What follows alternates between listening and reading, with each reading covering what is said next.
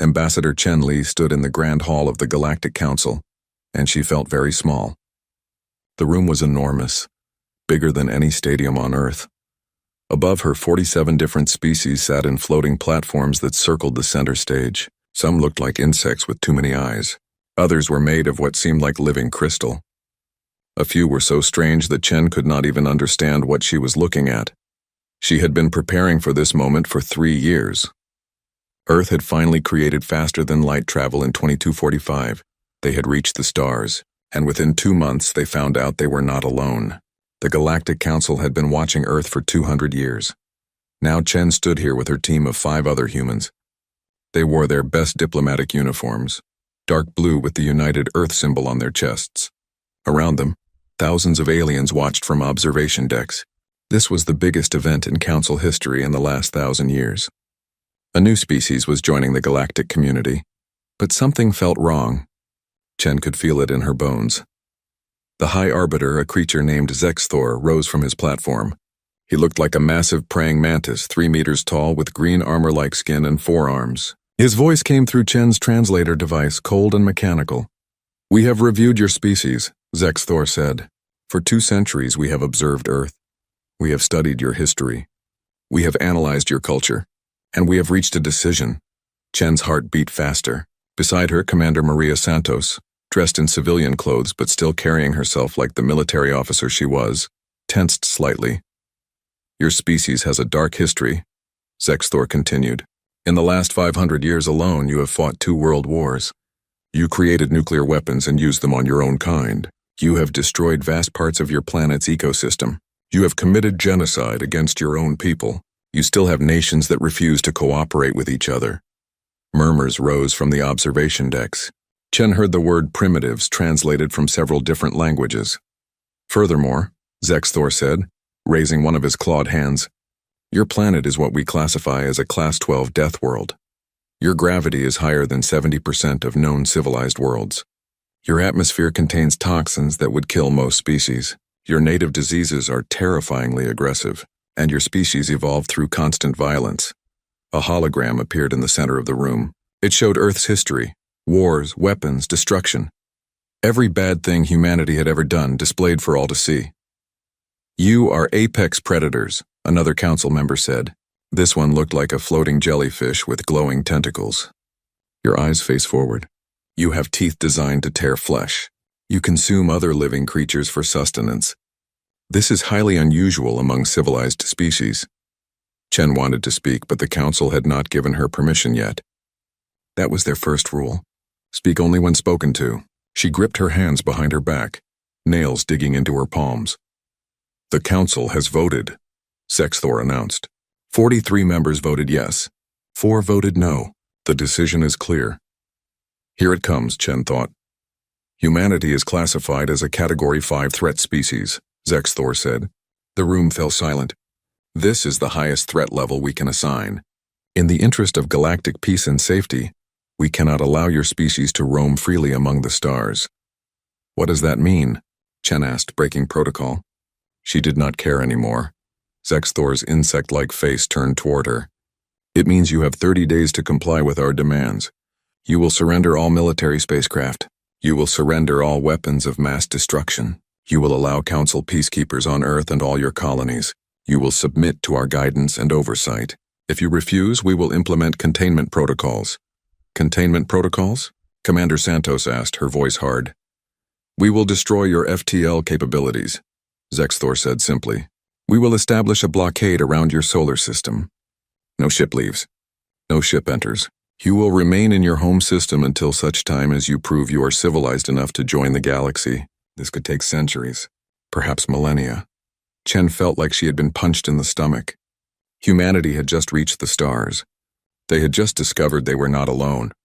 And now they were being told to stay home, locked in their room like misbehaving children. "You're judging us based on our past," Chen said, stepping forward.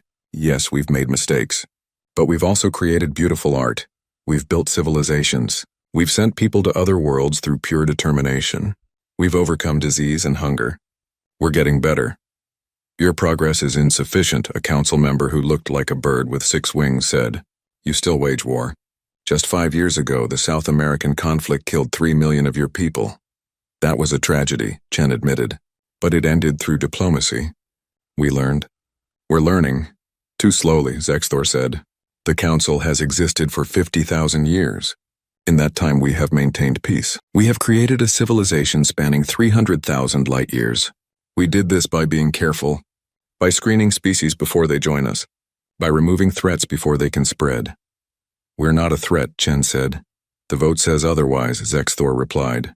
You have 30 days. Comply or face the consequences. Chen looked at her team. Maria Santos looked angry, her jaw clenched. Dr. Ravi Kapoor, their science advisor, looked devastated. The others seemed shocked, unable to process what was happening. Chen turned back to face Zexthor and the entire council. She squared her shoulders. She thought about Earth, about her 2 children back home, about all the people who had worked so hard to reach this moment. She thought about every human who had ever looked up at the stars and dreamed of walking among them. No, Chen said clearly. The room fell completely silent. What did you say? Zexthor asked. I said no, Chen repeated louder this time. Humanity bows to no one. We will not surrender our ships. We will not surrender our freedom. We will not accept your judgment. Zexthor made a sound like buzzing laughter. Other council members joined in. The sound was horrible, like insects swarming. You cannot refuse, Zexthor said. You have 100 ships in your entire fleet. We have tens of thousands. You have 3 colonies outside your system. We have 3 million worlds. You are children playing with toys. We are the adults who decide your fate. Then I guess we'll see what happens, Chen said. Her voice did not shake. You've made your choice. We've made ours. Foolish, Zexthor said, waving a claw dismissively. Return to your world. Tell your leaders. 30 days. After that, we will come. Chen and her team were escorted out of the Grand Hall. As they walked through the corridors of the council building, aliens stared at them. Some looked curious. Most looked at them like they were already extinct. In the shuttle back to their ship, no one spoke for a long time. Finally, Commander Santos broke the silence. They have no idea what they just did, she said quietly. Chen looked at her. Maria Santos had a strange smile on her face. Not happy, not sad. Something else. Something dangerous. What do you mean? Chen asked. Santos leaned forward. Ambassador, there's something you need to know. Something only a few people on Earth know. I was sent on this mission as your security chief, yes.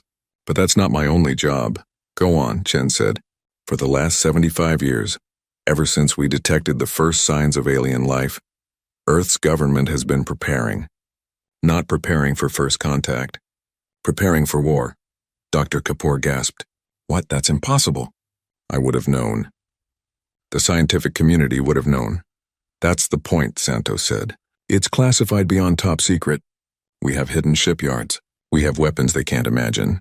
We have war plans for exactly this scenario. The politicians always hoped for peace. The military always prepared for war. How bad is it? Chen asked. Santos looked out the window at the stars. Bad.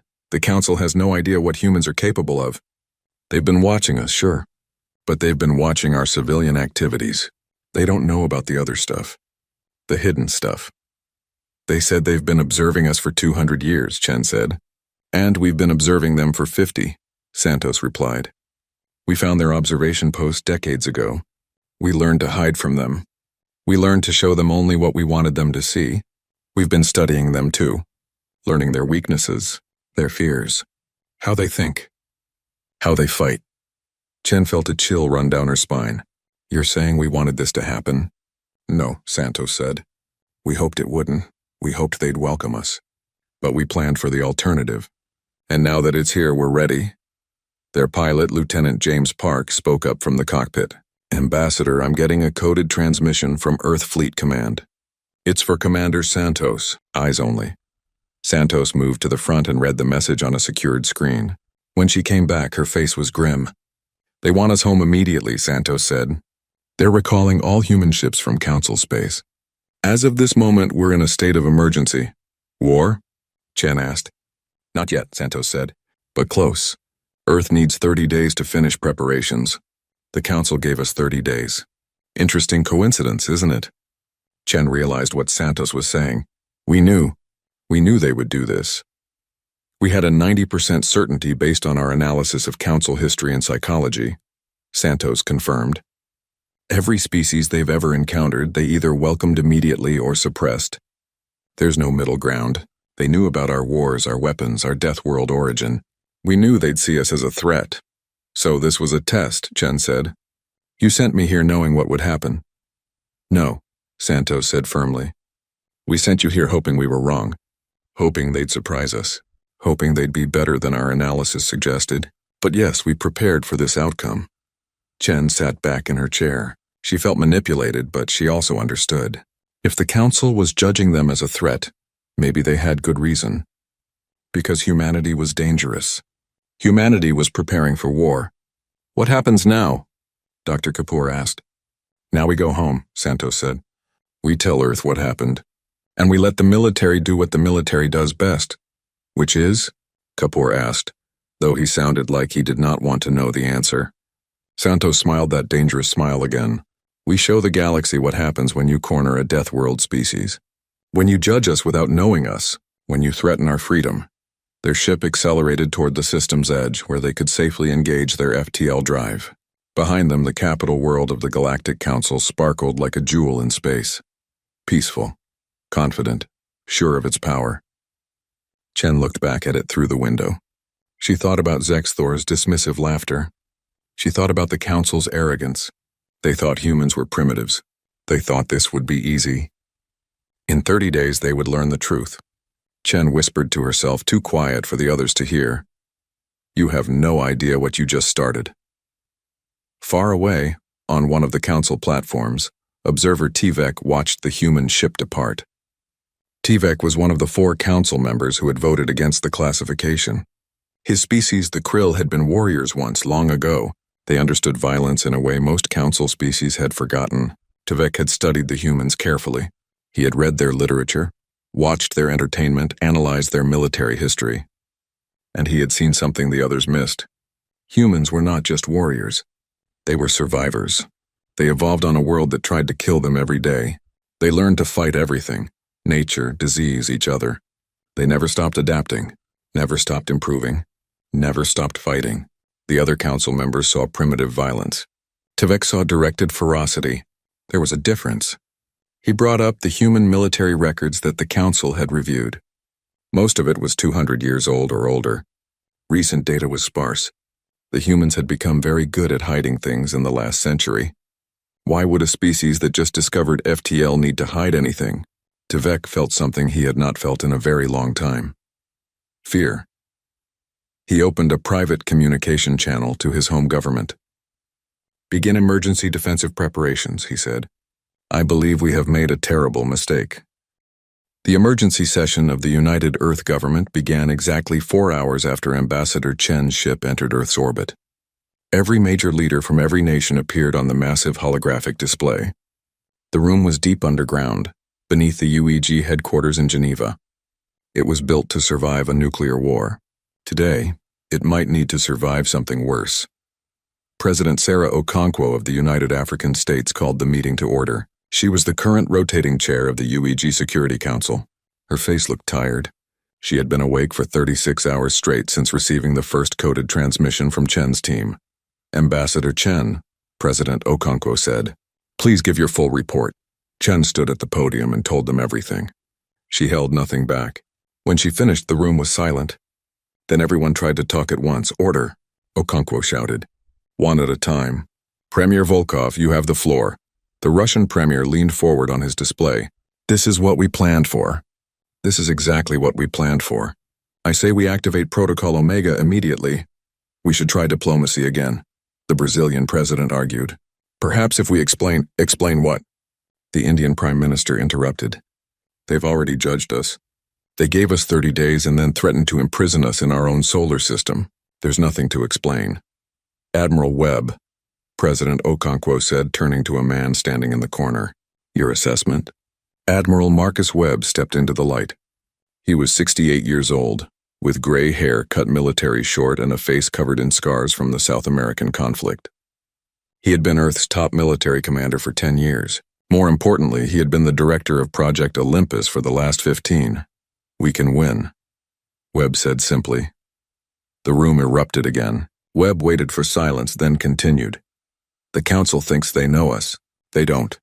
They've been watching our civilian populations, our news broadcasts, our public military exercises.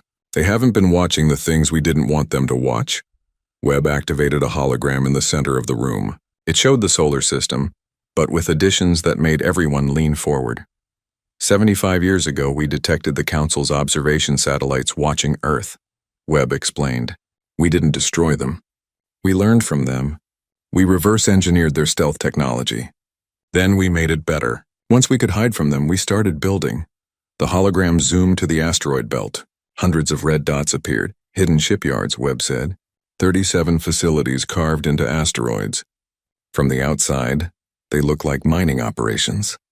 Inside, we've been building warships, not the patrol boats and science vessels the Council has seen. Real warships, and how many? Chen asked. 4,312 combat-ready vessels, Webb said. Another 800 in various stages of construction.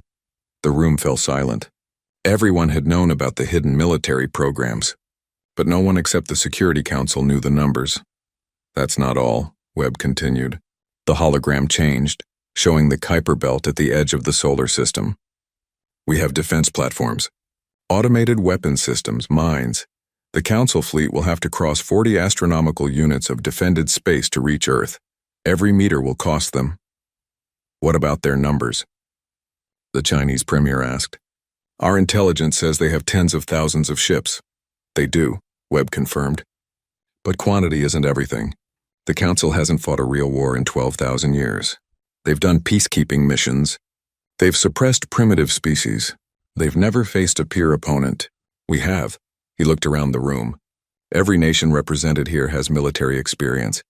Real combat experience. From the last 500 years. Commander Santos stepped forward. She had been standing quietly beside Chen. The Council's military doctrine is conservative. They rely on superior numbers and overwhelming force. They follow predictable patterns. We've studied 50 different Council military operations from their public records. They always do the same thing. Mass approach, surround the enemy, demand surrender, then attack if refused. And we'll do what they don't expect, Webb said. We'll be unpredictable, aggressive. We'll use tactics they've never seen. Because we've been fighting each other for centuries, we know every dirty trick, every unconventional strategy. Every way to cheat, Dr. Yuki Tanaka spoke up from her screen. She was appearing remotely from a classified location. And we have Project Damocles. The temperature in the room seemed to drop. Even President Okonkwo looked uncomfortable. Do we need to discuss that? Okonkwo asked quietly. They need to know it exists, Tanaka said. They need to understand what we're capable of. Webb nodded. Dr. Tanaka, proceed. Tanaka brought up another hologram. It showed a strange device like a ring made of metal and energy. 30 years ago, our deep space probes found something. An ancient alien installation near Proxima Centauri. It was millions of years old. The species that built it is long extinct, but the device still worked. What does it do? Chen asked. It creates wormholes, Tanaka said. Instant connections between 2 points in space. The ancient aliens used it for travel. We weaponized it. She changed the hologram. It now showed a large asteroid. We can open a wormhole and push matter through it. We spent 10 years testing. 5 years ago, we successfully transported a 10-kilometer asteroid from the Oort cloud to a test destination. Instantly. Then we crashed it into an uninhabited moon. The impact was equivalent to a 10,000 megaton bomb. God in heaven, the Brazilian president whispered. We call it Project Damocles, Tanaka continued. After the ancient story, a sword hanging by a thread over someone's head. We have identified 12,000 large asteroids in our Oort cloud and Kuiper belt. We have the coordinates for every Council homeworld, every major military base, every industrial center. If we want, we can drop asteroids on them from across the galaxy. They would have no warning. No defense. That's genocide, someone said. Yes, Tanaka agreed quietly. It is, and we will not use it except as a last resort. But they need to know it exists. They need to know what happens if they try to destroy us. President Okonkwo rubbed her temples. Anything else we should know about? The AI systems, Webb said. The Council bans military artificial intelligence. They think it's too dangerous. We've been developing combat AI for 40 years. Every ship, every platform, every weapon system has an AI managing it. Our reaction times are measured in microseconds. Theirs are measured in seconds. We also have biological weapons research, another general added. We've been collecting genetic samples from every council species we've encountered. We know their weaknesses. Are we the bad guys? The Brazilian president asked suddenly. Are they right to fear us? The room went quiet. Chen found herself wondering the same thing. Had humanity become the monster the council thought they were? No, Webb said firmly. We're survivors. We prepared for the worst while hoping for the best. They're the ones who judged us without knowing us. They're the ones who threatened us. We're just refusing to roll over and die. We need to vote, President Okonkwo said. Protocol Omega activation requires unanimous Security Council approval. If we do this, we're choosing war. They already chose war, Premier Volkov said. They just don't know it yet. The vote was called. One by one, the leaders voted. Chen watched, holding her breath. When the last vote came in, it was unanimous. Protocol Omega is active, President Okonkwo announced. Admiral Webb, the military is yours. Do what needs to be done, Webb saluted. Understood, Madam President. We have 30 days. We'll be ready. As the meeting ended and the holograms winked out, Chen approached Webb. Do you really think we can win? Webb looked at her. His eyes were hard but honest. I think we'll make them bleed for every light year. I think they'll regret underestimating us. Win? We'll see. But we won't go quietly. Across the galaxy, the Council fleet began to assemble. 2,000 ships, the largest peacekeeping force ever gathered, prepared to travel to the Sol system. Their commanders were confident. After all, they were dealing with primitives, species that had just discovered FTL. This would be simple. High Arbiter Zexthor reviewed the fleet composition on his private display. Cruisers, battleships, carriers, all equipped with shields that could withstand nuclear weapons, all armed with plasma weapons that could crack a moon in half. The humans had nothing like this. They would take one look at the fleet and surrender. They had to. Sir, his aide said, we're picking up unusual activity in the human solar system. Define unusual, Zexthor said. Increased ship movements, energy signatures from multiple locations. They appear to be fortifying. Zexthor laughed, that buzzing insect sound. Let them. It won't matter. Launch the fleet in 25 days. Give them time to reconsider. Maybe they'll be smart and surrender early. But far away, Observer Tvek was reading very different reports. His species had spies, real spies, who could infiltrate human systems. The reports they sent back were disturbing. The humans were not preparing to surrender. They were preparing for total war. Ships were launching from hidden facilities. Weapons were being moved into position. And most disturbing, human military communications had gone completely dark. Whatever they were planning, they didn't want anyone to know. Tvek composed a message to Zexthor, warning him. Then he hesitated. Would the High Arbiter listen? Would anyone listen? The Council was so sure of its superiority. He sent the message anyway. Recommend increased caution. Human military preparations exceed expected parameters. Suggest diplomatic solution. Zexthor's response came back within an hour. Your concern is noted but unnecessary. The fleet launches as planned. The humans will comply or be contained. There is no third option. Tvek closed the communication and looked at a star map showing the human solar system. Such a small, young species. But something about them worried him deeply. His people had an old saying, the most dangerous prey is the one that stops running and turns to face you.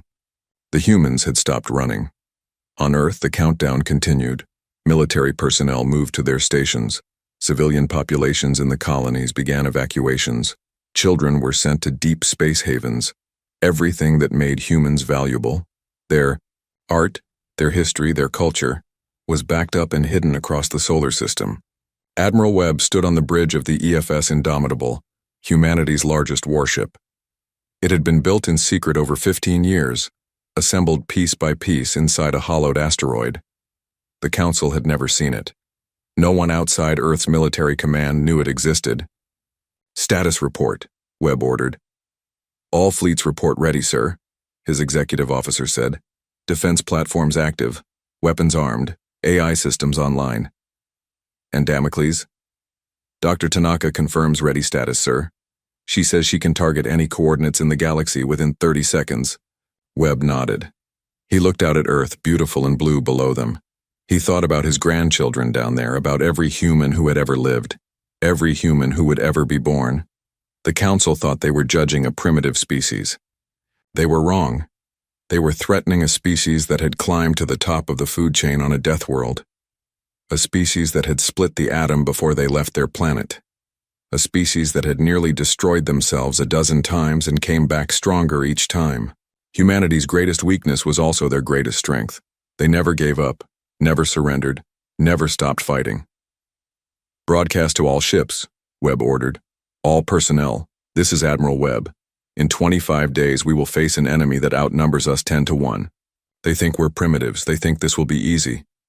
Let's show them what happens when humans are backed into a corner. Let's show them what Earth's children are made of. He paused, then finished. They wanted to see what we are. They're about to find out. Webb out. Across the solar system, on 4,000 ships and hundreds of defense platforms, humans prepared for war. They checked their weapons. They ran simulations. They said goodbye to loved ones. They did what humans had always done when threatened. They got ready to fight. Day 28 of the ultimatum arrived with terrible certainty. The Council fleet dropped out of FTL at the edge of the Sol system, near Neptune's orbit. 2,000 ships materialized in space, their hulls gleaming with shield energy. It was the most powerful military force ever assembled by the Galactic Council. Commander Vexillar stood on the bridge of the flagship, the Eternal Judgment. He was a Thek, a species that looked like armored bears standing upright. His people had been warriors before joining the Council, but that was 8,000 years ago. Now they were peacekeepers. This mission should be simple. Show overwhelming force. Accept the human surrender. Go home. Sir, we're detecting human ships, his sensor officer reported. How many? Vexler asked. 17 vessels. Primitive designs. They're holding position near Neptune. Vexlar pulled up the visual display. The human ships were small, barely a tenth the size of Council cruisers. They looked like they were built from scrap metal. Pathetic. Only 17? Vexlar said. Where's the rest of their fleet? Unknown, sir. These appear to be patrol craft. Open a channel to the human vessels, Vexlar ordered. A human face appeared on the screen. It was Admiral Webb, though Vexlar didn't know his name. The human looked old, scarred, and completely unafraid. This is Commander Vexillar of the Galactic Council Peacekeeping Fleet, Vexillar announced. Your 30 days have expired. You will surrender immediately or face containment protocols. Webb smiled. It was not a friendly smile. This is Admiral Marcus Webb of the Earth Defense Force. You have entered our solar system with a hostile fleet. You have threatened our home world. You have one chance to turn around and leave. This is your only warning. Vexlar couldn't believe what he was hearing. You have 17 ships. We have 2,000. You cannot win. Surrender now and no one needs to die. No, Webb said simply. Then you choose extinction. Vexlar replied. He cut the transmission. All ships, battle formation. Prepare to engage the human vessels. Disable them if possible. Destroy them if necessary. The Council fleet began its advance. They moved slowly, maintaining formation. This was standard peacekeeping doctrine. Show discipline. Show power. Let the enemy see what they're facing and lose hope. Webb watched the Council fleet advance on his tactical display. They're doing exactly what we predicted, he said to his crew. They think this is a peacekeeping mission. They're about to learn it's a war. Sir, weapons range in 90 seconds, his tactical officer reported. Hold, Webb ordered. Let them get closer. The Council ships continued forward. Vexlar felt confident. The human ships weren't even moving. They were just sitting there waiting to die. Sir, I'm detecting strange readings from Neptune, the sensor officer said. Energy signatures. Lots of them. From the planet? Vexlar asked. No, sir. From the clouds. From the atmosphere. It's like there's something inside. The officer never finished his sentence. Neptune's atmosphere erupted. Thousands of objects burst from the gas giant's clouds. They were small, each about the size of a fighter craft, but they moved with impossible speed and precision. They swarmed toward the Council fleet like angry hornets. Combat drones, someone shouted. Thousands of them. Vexler stared in shock. How? When did humans put drones in Neptune? How long had they been hiding there? The drones opened fire.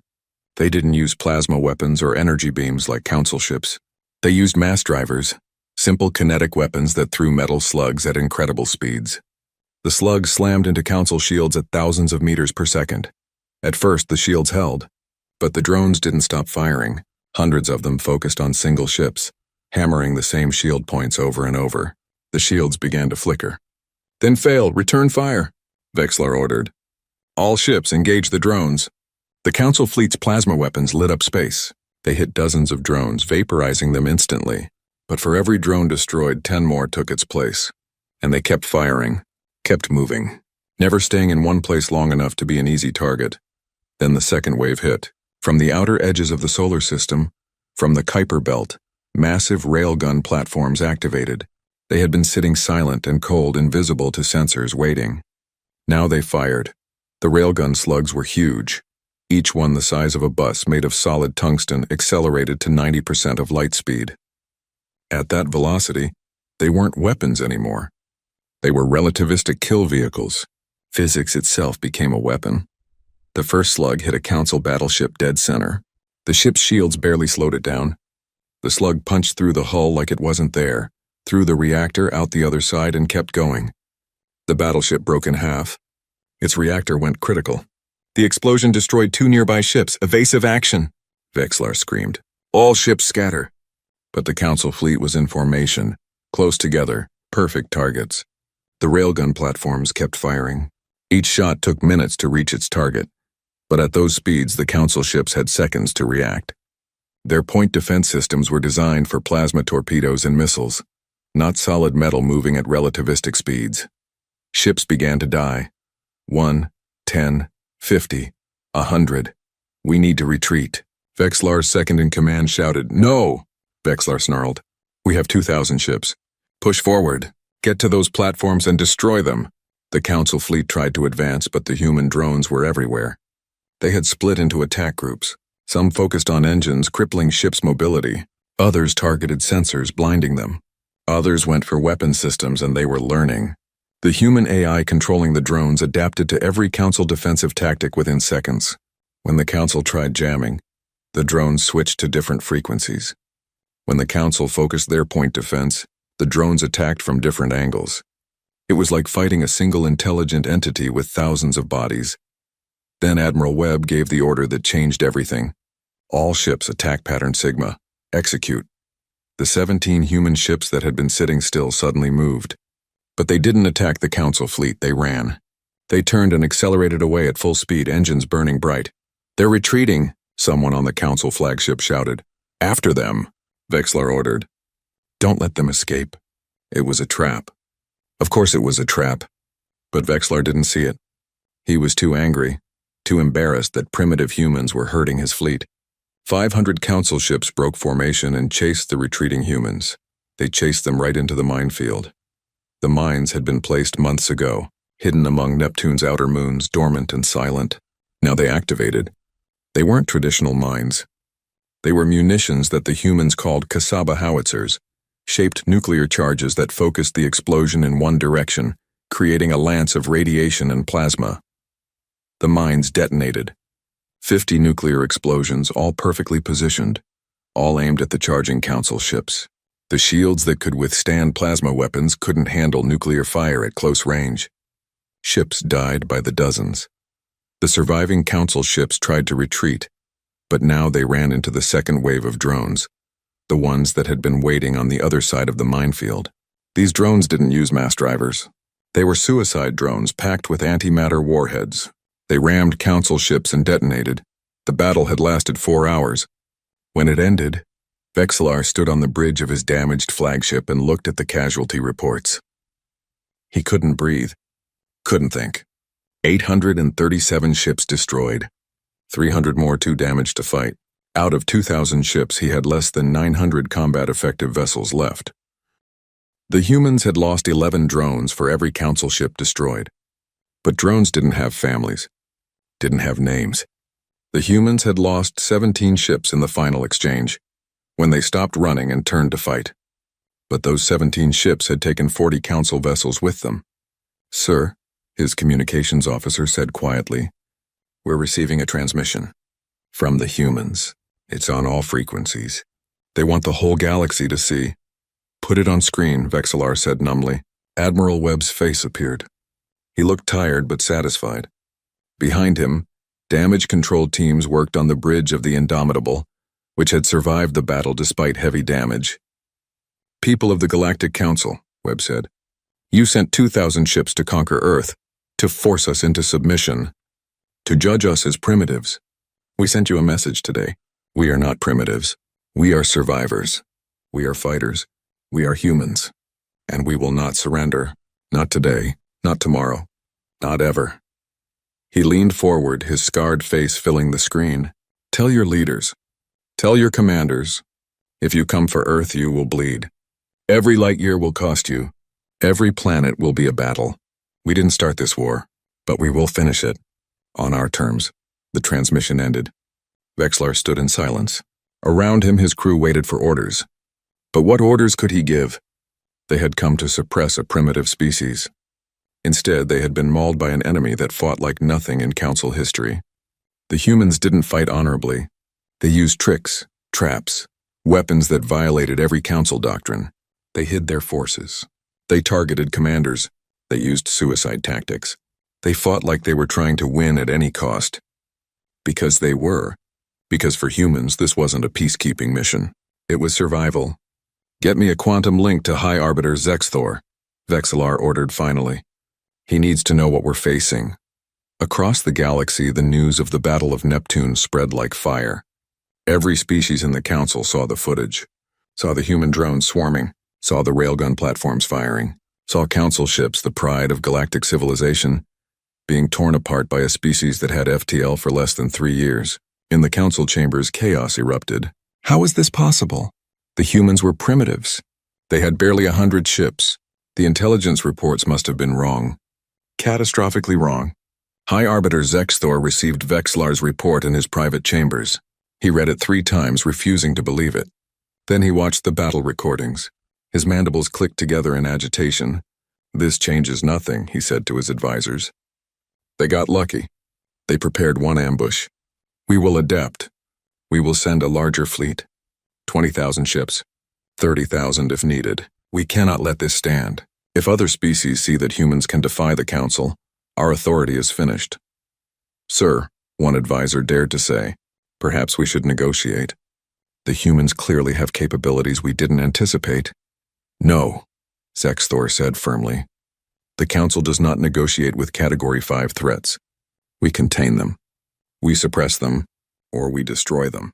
Those are the only options. Prepare the Grand Armada. We will crush Earth and make an example of them." But in a private chamber, Observer Tuvek watched the same recordings and felt cold dread. He had tried to warn them, had tried to make them see. The humans weren't just advanced.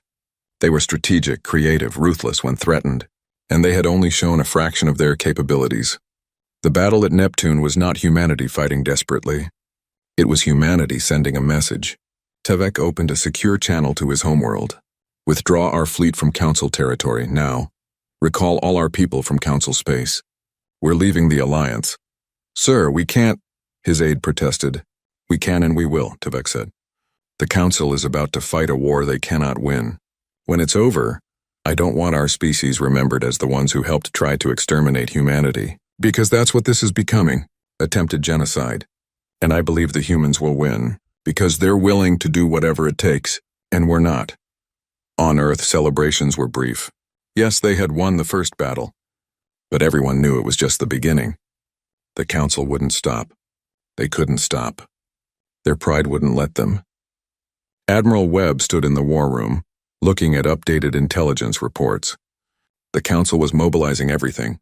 Every ship, every weapon, every species in their alliance was being called on to contribute to the Grand Armada.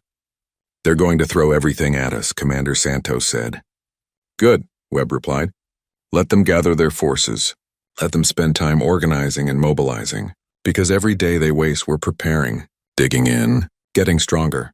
"Can we really win?" Santos asked quietly. Webb looked at her. "I don't know, But we're going to make them pay such a price that even if they win, they'll wish they hadn't started this. We're going to make them learn the most important lesson in human history. Which is? Webb smiled grimly. Never corner something meaner than you.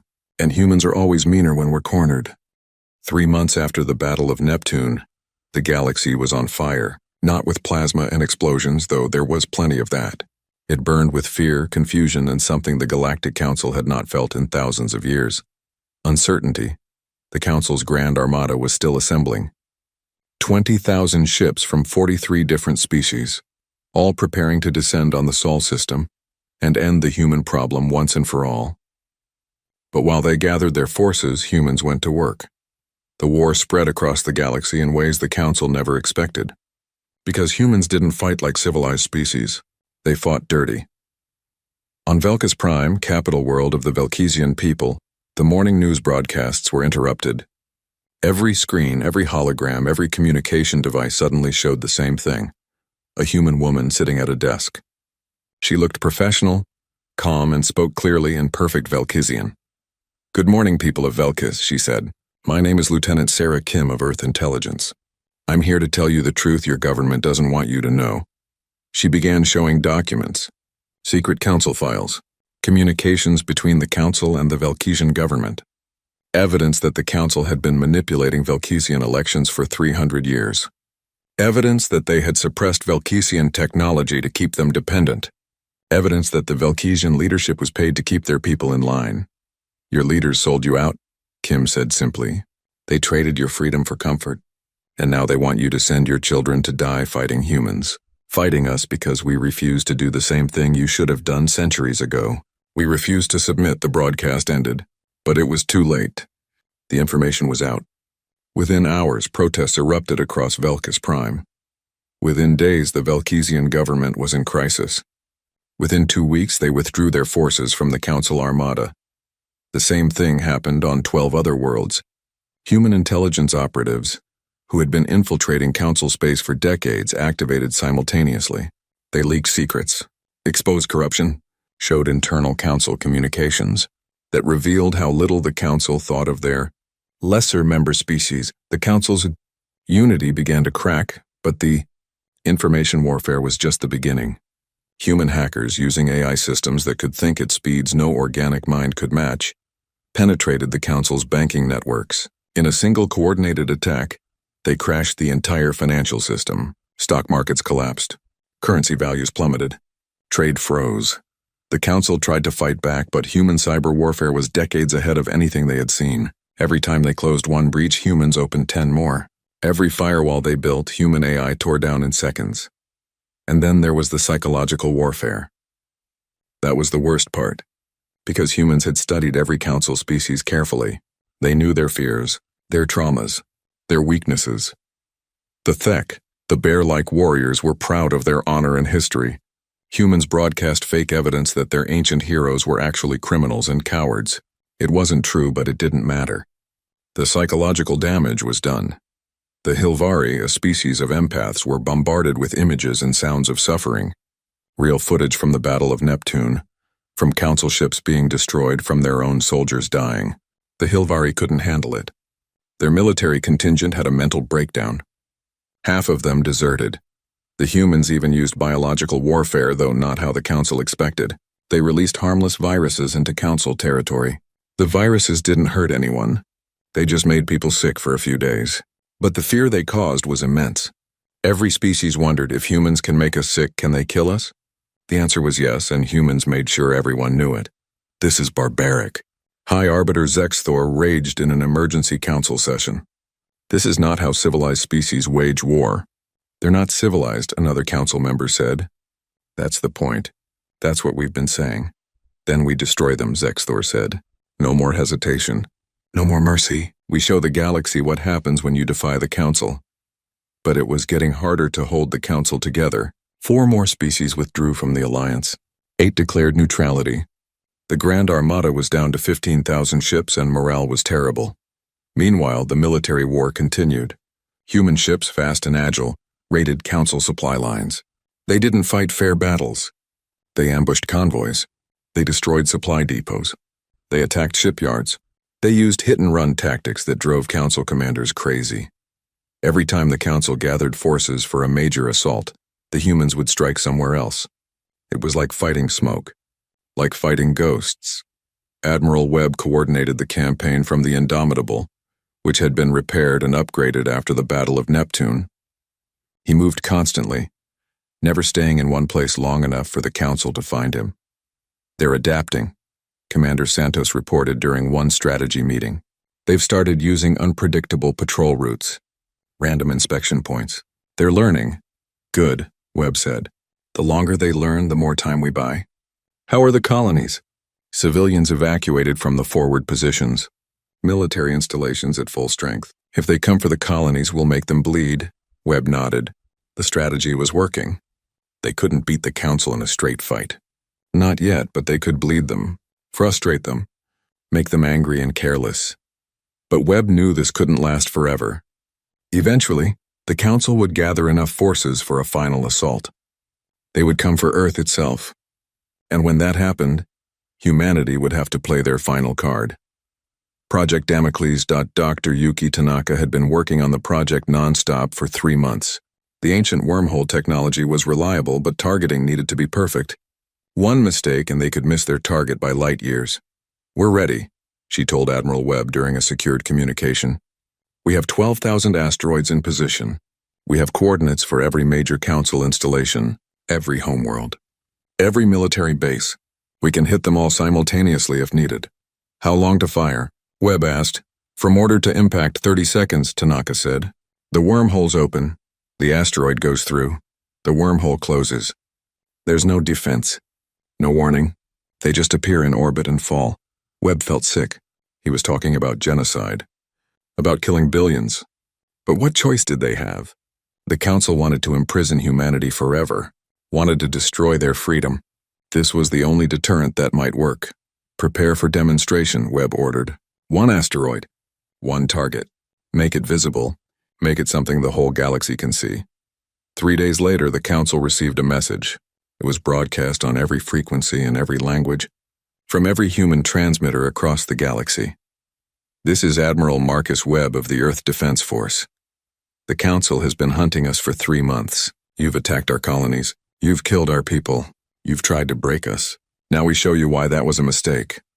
A star chart appeared, showing an uninhabited Council world called Xerxes 4. It was a barren rock, no life, no value, but it was in Council territory. "Watch," Webb said simply.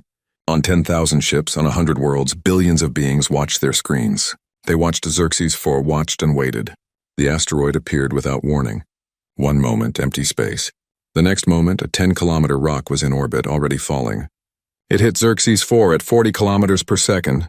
The impact was visible from space. The asteroid punched through the crust like it wasn't there. It shattered the mantle. The shockwave traveled around the entire planet. Within minutes, the entire surface was molten. Within an hour, the planet began to break apart.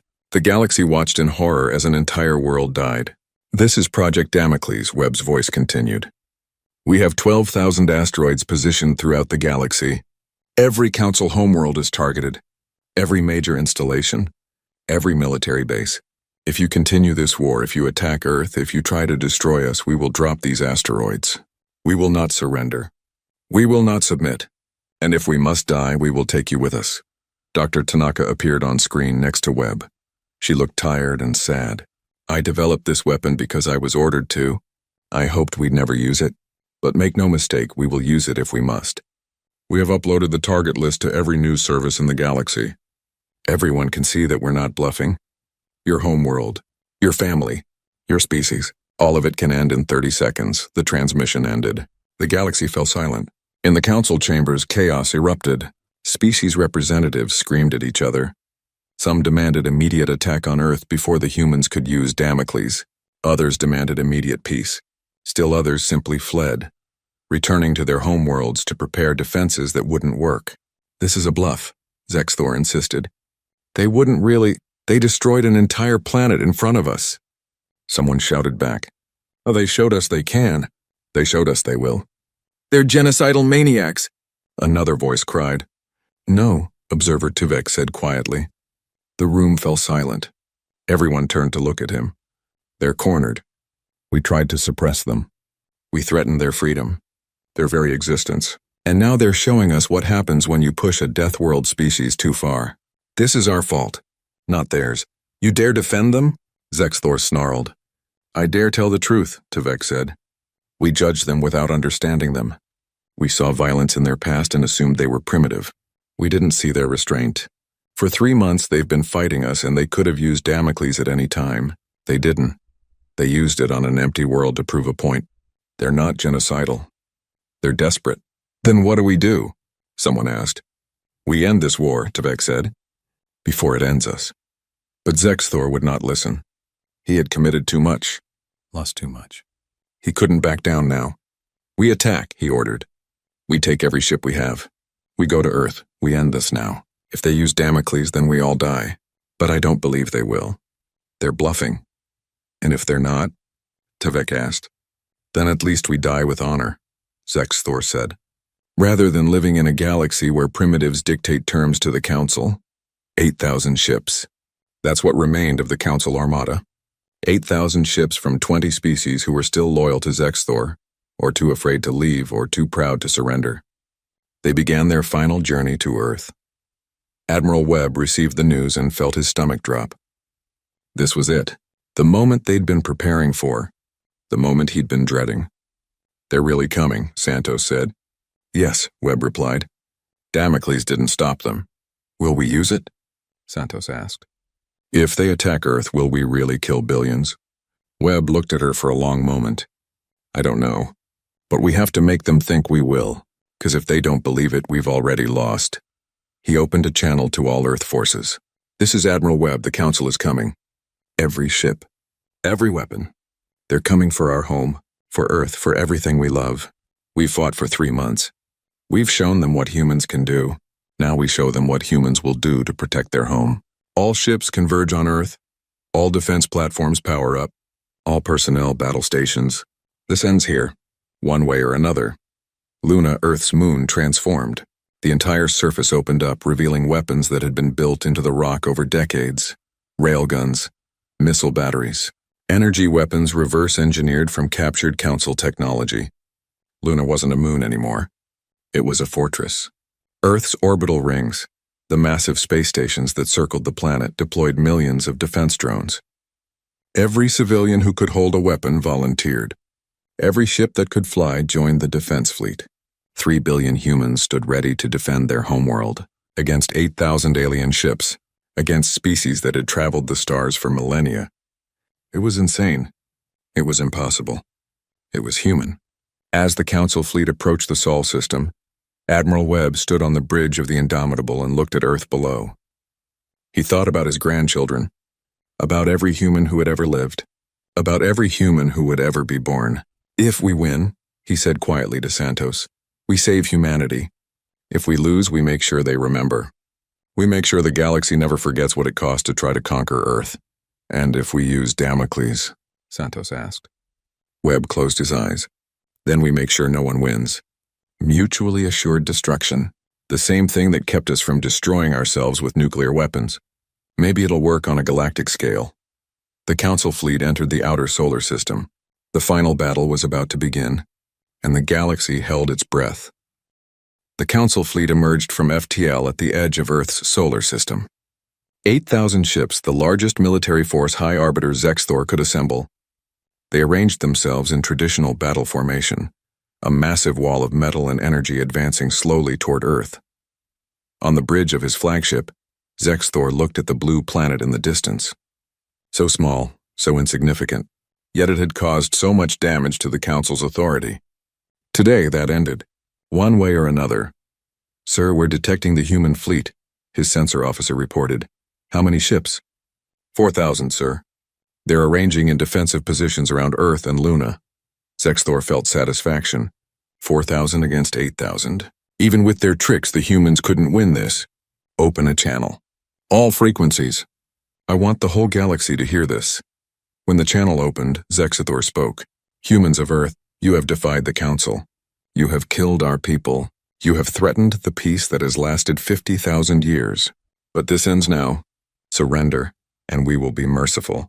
We will imprison only your military leaders. Your people will live under our supervision. Refuse and we will destroy every ship, every station, every installation you have.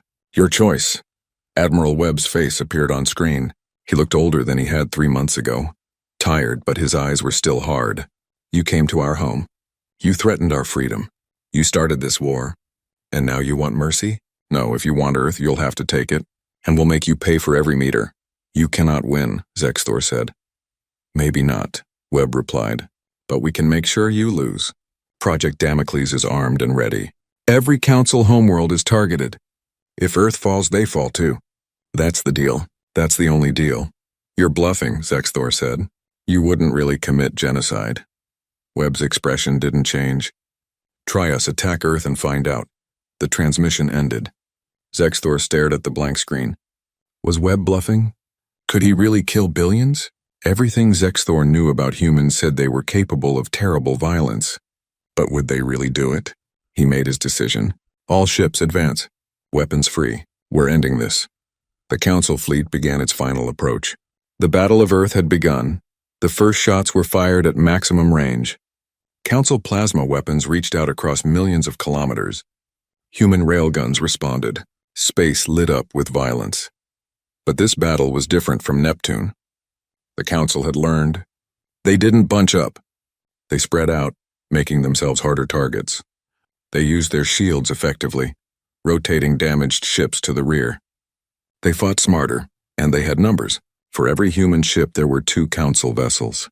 The mathematics of war were simple and brutal. Admiral Webb watched the tactical display as the battle unfolded. Deploy the drones. All of them. Everything we have. Millions of combat drones poured out from Luna, from Earth's orbital stations, from hidden positions throughout the inner solar system. They swarmed the Council fleet like locusts, but the Council had adapted. They had developed drone countermeasures, point defense systems specifically designed to handle small, fast targets. The drones died in thousands, they learned, Commander Santos said grimly. Of course they did, Webb replied. We bought 3 months. They used it well. But so did we. Activate the Luna cannons. Luna's surface erupted with fire. Massive railguns, each one the size of a skyscraper, began firing. These weren't the small platforms from Neptune. These were planet killers. Weapons that could throw 1-ton slugs at 99% of light speed. When they hit, Council ships simply ceased to exist. But there were only 20 Luna cannons and 8,000 Council ships. For every ship destroyed, 10 more took its place. The battle raged for 6 hours. Slowly, inevitably, the Council fleet pushed forward. They paid a terrible price, 2,000 ships destroyed, but they kept coming. They reached Earth's orbit. Sir, Council landing ships are heading for the surface, Santos reported. They're trying to invade Earth itself. Webb felt cold. Deploy ground defense forces. And send a message to Dr. Tanaka. Tell her to prepare Damocles. Full activation. On Earth, in military bunkers, Dr. Yuki Tanaka received the order. Her hands shook as she entered the activation codes. 12,000 asteroids positioned throughout the galaxy. 12,000 wormhole generators ready to open. She had 47 target worlds on her list. 47 Council homeworlds. Billions of lives, targets locked, her assistant said. Awaiting final authorization. Tanaka looked at the launch key. 1 turn. That's all it would take. 1 turn and she would become the biggest mass murderer in history. But if she didn't, if Earth fell, humanity would be enslaved forever. Her communicator beeped. It was Admiral Webb. Status? Ready, sir, Tanaka said. But sir, I have to ask. Are we really going to do this? Webb was silent for a long moment. I don't know, Doctor. I hope we don't have to. But I need the Council to believe we will. On the Council flagship, Observer Tivek burst onto the bridge. Stop this, he shouted at Zexthor. Stop the attack now. Get off my bridge, Zexthor said.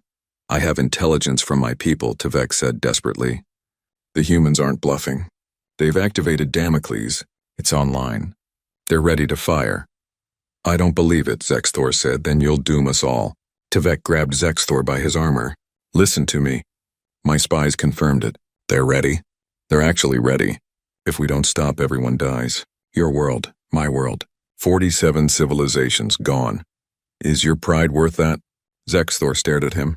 For the first time, doubt crept into his mind. What if they were serious? What if the humans really would do it? He looked at the tactical display. His fleet was winning. They were in Earth's orbit. They could win this. But at what cost? "Sir," his communications officer said, "we're receiving a transmission. It's from Earth. It's being broadcast on all frequencies." "Put it on," Zexthor said. Dr. Tanaka appeared on screen. She looked directly at the camera, directly at Zexthor, and spoke calmly. "This is Dr. Yuki Tanaka of Project Damocles. I am the person who will kill your worlds if you don't stop this attack. I don't want to. I have spent my entire life creating things, not destroying them. But I will do it. We all will, because that's what humans do. When you threaten our home, our freedom, our very existence, we will do anything to survive. Anything. So I'm asking you, begging you, stop this attack. Withdraw your forces. Let us negotiate peace, because if you don't, I will turn this key, and everyone loses." Her hand was on the launch key. The camera zoomed in to show it clearly. She wasn't bluffing. Zexthor felt something he hadn't felt in his long life. True fear, not fear of death, fear of responsibility. If he continued and the humans launched Damocles, history would remember him as the one who destroyed 47 civilizations. Would remember him as the greatest monster in galactic history. Was Council authority worth that? Was his pride worth that? "All ships," he said quietly. "Cease fire. Hold position." The bridge fell silent. "Sir?" His second-in-command asked. "I said cease fire," Zexthor shouted. Then, more quietly, "Open a channel to the humans, to Admiral Webb." When the channel opened, Zexthor saw Webb's scarred face. The human looked as tired as Zexthor felt. "We're stopping the attack," Zexthor said. "We're willing to negotiate." "Withdraw your forces to Mars orbit," Webb said. "If you do, we'll power down Damocles. But if any ship fires, if any soldier lands on Earth, we launch." "Understood?" Zexthor nodded. "Understood. All ships withdraw to Mars orbit." The Council fleet began to pull back. On Earth, humans watched in disbelief as the alien ships retreated. They had won. Somehow, impossibly, they had won. But Admiral Webb knew it wasn't over. Not yet. He opened a channel to Dr. Tanaka. "Stand down, Damocles, but keep it ready, just in case." The negotiations took 3 days. They happened on a neutral space station between Mars and Earth. Ambassador Chen Li represented humanity. She had survived the war, though her ship had been damaged in the fighting. High Arbiter Zexthor represented the Council, though several species sent their own observers. The conference room was tense. Chen and Zexthor sat across from each other, with Tvek acting as mediator. "The Council demands accountability," Zexthor began. "You killed 35,000 of our people. You destroyed a Council world with Damocles. You attacked our financial systems and spread propaganda. You tried to imprison us," Chen shot back. "You came to our system with a fleet and demanded our surrender. You started this war. We just finished it." "Both sides bear responsibility," Tvek interjected. "The Council for its arrogance and prejudgment. Humanity for its aggressive response. But assigning blame does not bring peace. We need to find a way forward." They talked for hours, then days. Finally, a framework emerged. The Treaty of Sol, as it came to be called, established new principles for the galactic community. The Council would be reorganized. No longer would it be a permanent institution with permanent members. There would be term limits, regular elections, representation for all species based on population, not power. The classification system for species was abolished. No more Category 1 through 5. No more judging species based on their past. Every species would be recognized as sovereign and equal. There would be war crimes trials. Both sides would be held accountable. Council commanders who ordered attacks on civilian targets. Human operatives who went too far in their psychological warfare. Justice would be blind, and humanity would join the Council as a full member. With one condition: Project Damocles would be dismantled under international supervision. The asteroids would be dispersed. The wormhole generators would be destroyed. But the knowledge would remain. The galaxy would remember what humans were capable of. When the treaty was signed, Chen felt a weight lift from her shoulders. She had gone from negotiator to refugee to negotiator again. Earth had survived. Humanity had survived. That was all that mattered. But the cost had been terrible.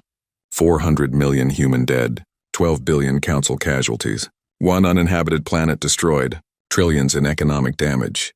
The galaxy would take decades to recover. 6 months after the war ended, a ceremony was held on Axiom Prime, the Council's capital. The new council was being inaugurated. 47 species sent representatives, but now there were 48. Humanity took its seat among the stars. Ambassador Chen Li was appointed as the first human high counselor. She stood at the podium and looked out at the assembled representatives. "We have all learned painful lessons," she began.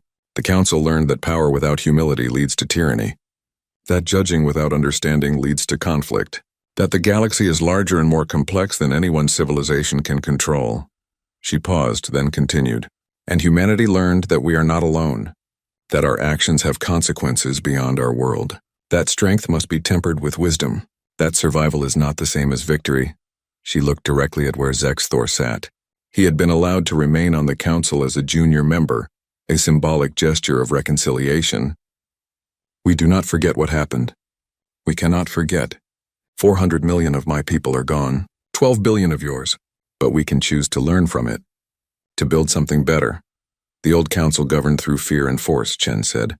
"The new council will govern through cooperation and respect. We will judge no one. We will welcome all.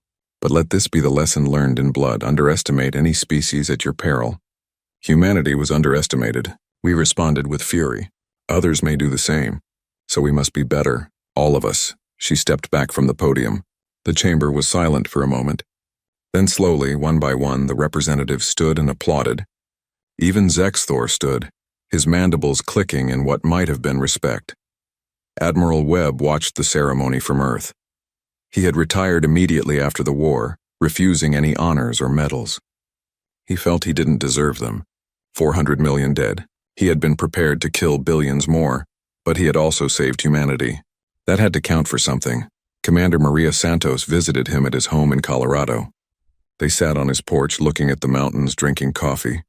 "They're calling it the human war," Santos said. "The war where a primitive species stood up to the galaxy and won." "We didn't win," Webb said quietly. "We survived." "There's a difference, is there?" Santos asked. "We're free. We're on the council. We have a voice in galactic affairs. That sounds like winning to me." Webb was quiet for a moment. "Do you think we would have done it if they hadn't stopped? If they had kept attacking, would we have launched Damocles?" Santos looked at him. "I think Dr. Tanaka would have. I think you would have ordered it. And I think I would have helped. Because that's what humans do. We survive. Whatever it takes. That doesn't make it right," Webb said. "No," Santos agreed. "But it makes it human." Across the galaxy, humanity's reputation grew. They became legend. The species that said no to the council. The species that fought impossible odds and won. Other species began studying human culture, human psychology, human military history. Universities offered courses on human strategic thinking. But there were also fears. Some species looked at humanity and saw monsters, saw a species that would destroy worlds to protect itself. Some species withdrew from galactic affairs, afraid of what humans might do next. Tvek, now the new High Arbiter of the Council, worked to bridge these divides. His species, the Krill, formed a close alliance with humanity. They understood each other. Both were former warrior species. Both knew the cost of war. The galaxy feared humans, Tvek said in one of his first speeches as High Arbiter, and that fear was justified. But let us not forget why humans fought so hard. They fought for freedom, for the right to determine their own destiny. These are values all species should share. The Council failed to recognize this. We tried to suppress them out of fear, and in doing so, we created the very conflict we sought to avoid. "Let humanity be a lesson," Tvek continued. "Not a lesson about violence or war, but a lesson about the danger of arrogance, of judging without understanding, of believing that might makes right." The old council believed these things. The old council is gone. The new council will be different. Must be different, or we risk creating more wars like this one. Dr. Yuki Tanaka never forgave herself for creating Project Damocles. She spent the rest of her life working to establish ethical guidelines for weapons development. She founded the Institute for Responsible Technology, which reviewed all new weapons before they could be deployed. She gave lectures about the moral weight of scientific choices. She became a voice for caution in an age where humans were rapidly developing new and terrible technologies. "I created a weapon that could destroy worlds," she said in one famous speech. I did it because I thought I was protecting Earth. Maybe I was. But I also became the person capable of killing billions. That changes you. That weight never leaves. So I'm asking all of you, all scientists, all engineers, all people who create things, ask yourselves, just because we can create something, should we? Not every problem needs a solution. Sometimes the best answer is to simply not build the terrible thing. As years passed, the war became history. Children learned about it in schools.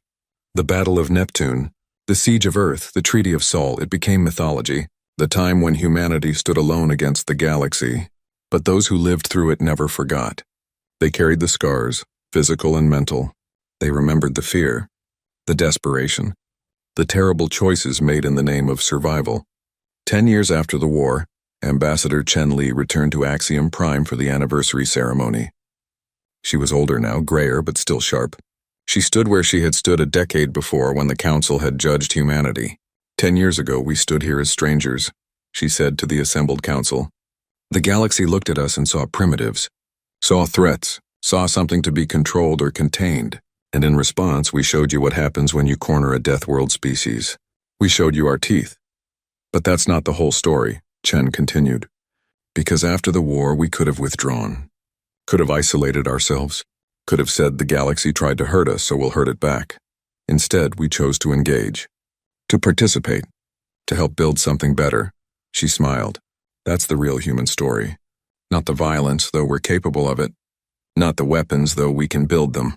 The real story is that we never stop trying, never stop fighting, never stop hoping that tomorrow can be better than today.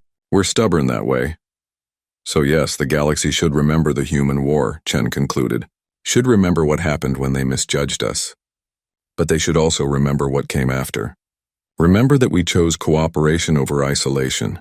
Remember that we chose to be part of the galactic community, even after that community tried to destroy us. That's humanity. We're complicated. We're dangerous. We're flawed. But we never ever give up. The applause was genuine this time. Not forced. Not political. Real appreciation for real words. As Chen left the chamber, she passed by a memorial. It listed the names of everyone who died in the war. Human and alien. 400 million human names. 12 billion alien names. She stopped and placed her hand on the wall. We did it, she whispered. We survived. I hope it was worth it. Behind her, Zexthor stood quietly. He had come to the memorial, too. These days he came every week. Penance, perhaps, or just remembering. Was it worth it? He asked Chen quietly. All those lives, all that death. For what? Chen looked at him. For freedom, for the right to exist on our own terms, for the chance to prove we're more than our worst moments. She paused. Was it worth it? Ask me in 100 years, if humanity and the Council are still working together, if we've built something better. Then maybe it was worth it. Zexthor nodded slowly. Perhaps you're right. Perhaps time will tell. They stood together in silence, human and alien, former enemies looking at the names of the dead. The galaxy had changed. The Council had changed. Humanity had changed. Whether it was for better or worse, only history would tell. But one thing was certain. The galaxy would never underestimate humanity again. They had trembled before Earth's might, and they had learned that sometimes the smallest, newest species can teach the oldest civilizations the most important lessons. Never judge without understanding. Never threaten without considering the cost. And never ever corner something meaner than you. Because humans were always meaner when cornered. And the galaxy had finally learned that truth.